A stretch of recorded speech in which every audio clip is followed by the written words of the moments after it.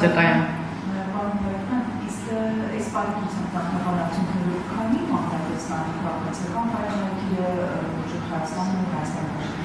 Այս խնդրի կարողանում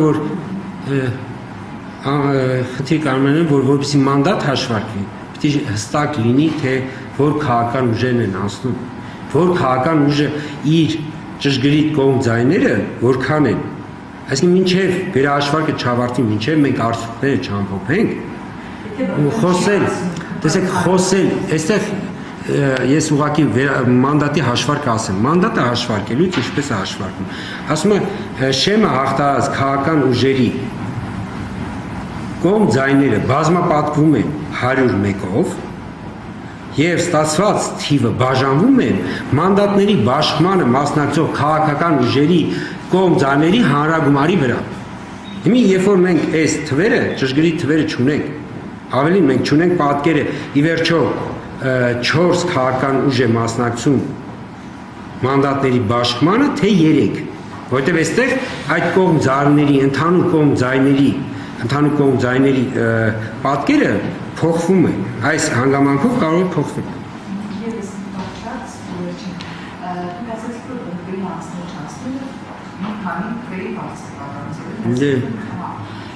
Բայց վերնի ժամանակ ասացիք, որ չեն եղել այսի խախտումներ, որոնք ասվել են ընդհանրությունների արդյունքի վրա։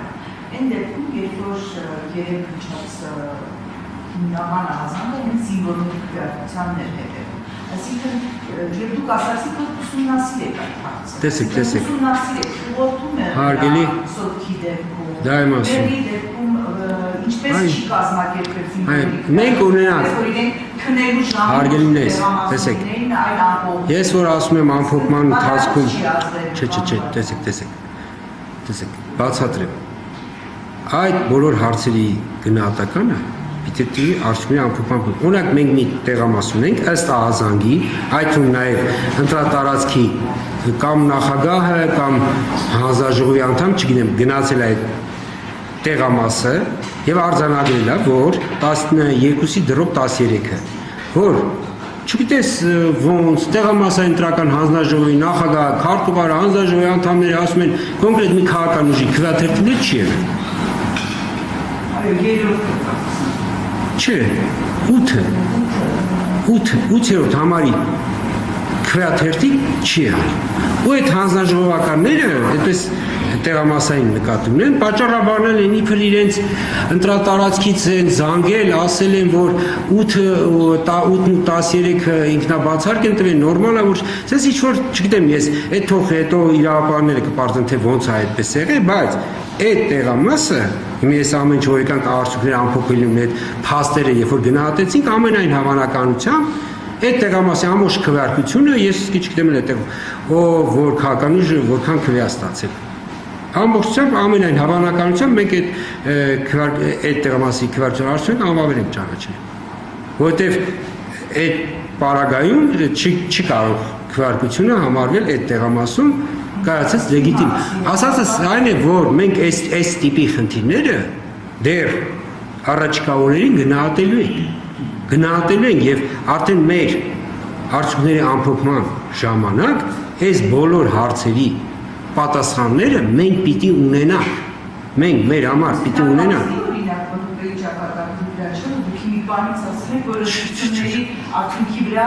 Տեսեք, լավ,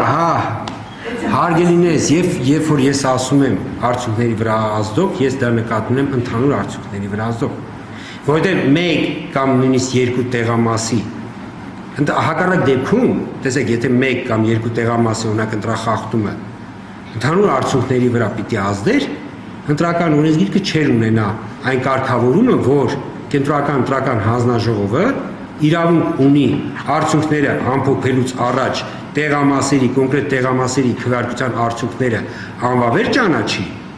կամ եթե օրինակ նման տեղամասերը շատ են, ենթադրենք, նշանակի վերաքվեարկություն։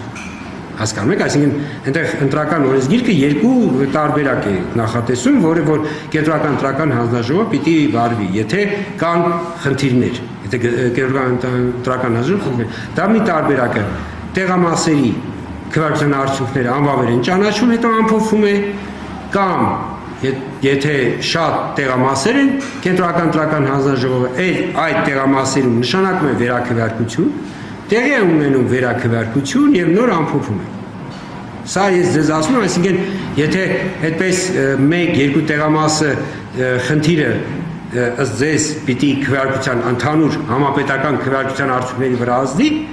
այդպես չի, դա ուղղակի ընտրական օրենսգիրքն է, այդպես նախատեսում, ես որ ասում եմ, իմ ասածը բխում է ընտրական օրենսգիրքից։ Եվ եթե թույլ կտաք, այսքանով ավարտենք։ Մեկ հարցն Հարային Ռուստանգերից։